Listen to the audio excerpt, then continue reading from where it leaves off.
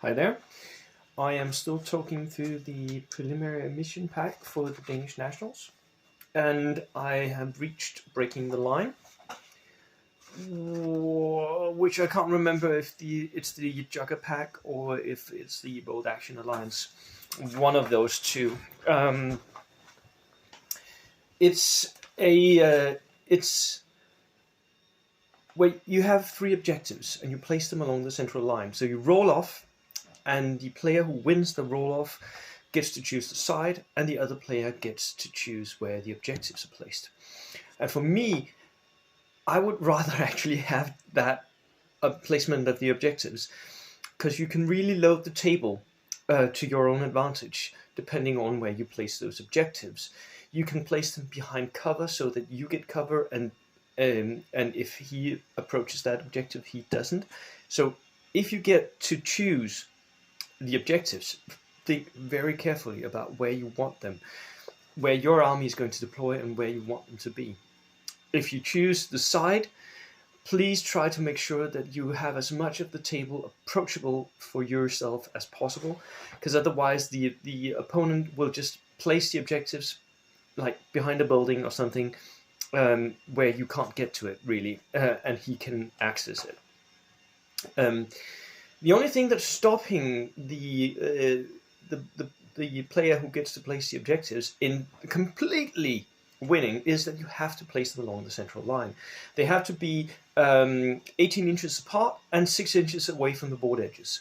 But this still allows for a lot of play for outflankers, right? Outflankers in this scenario is really good. They can come in and be straight on an objective, even if they're on foot. So there's a lot of play you can do with outflankers in this.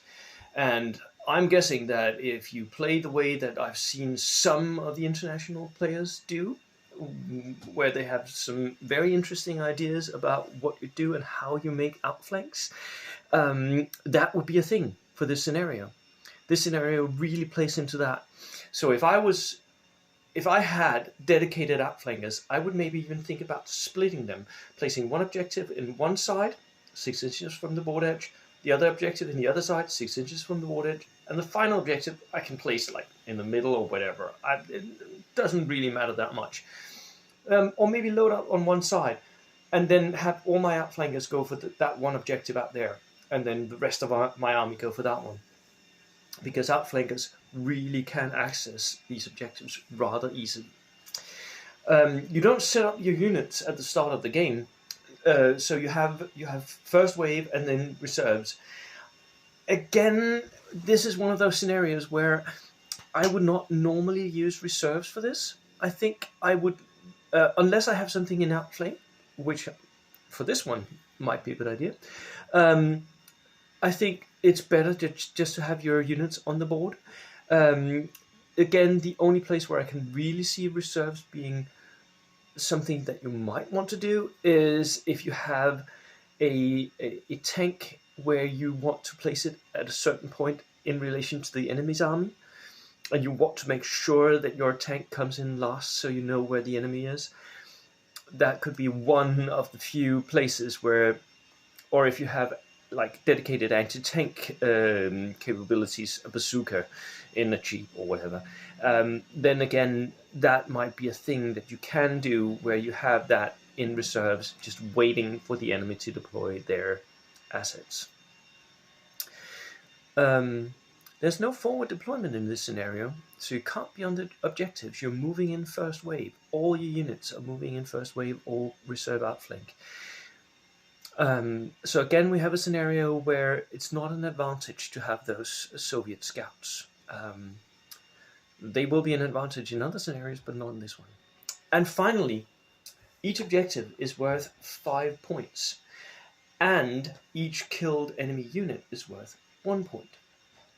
So you can actually win by contesting all the objectives and killing more of the opponent, which is also a thing to think about. You have to watch how much of your army you're expending. You can't just throw it all away. You have to really watch how much am I using, how much is the enemy losing, so that you have a balance there if you want to win by objectives. Otherwise, you have to make sure that you contest the objectives if you're going to win by kill points, which can be really difficult. Let me tell you. So, especially because it's all in the middle, right? This is also a scenario that sort of favors armies that likes to be up close and personal. So if you have an artillery-based army, this is maybe a bad idea for this scenario, because your artillery have to be in the back lines. One, they have to move in first wave, right? So the first turn they're not going to do anything. From there on in, they are going to have shots at the objectives, and if the objectives were placed by the other player, you can't ensure that those shots are there. Maybe the objective is behind the building. You can't even see it. So this is a scenario that favors armies that are not artillery heavy, but that maybe have a lot of SMGs, flamethrowers, veterans, or large units of inexperienced dudes moving up and being close to the enemy. Recce armies will also have a slight advantage just in being able to like move up, contest, and move back when threatened. But you have to be there at the end of turn 6, right? So you can't let the enemy just have it. So an interesting one, a different one from how you normally play key objectives, right? I really like these different perspectives on playing these objective-based missions, and I especially like that some of them you actually do count.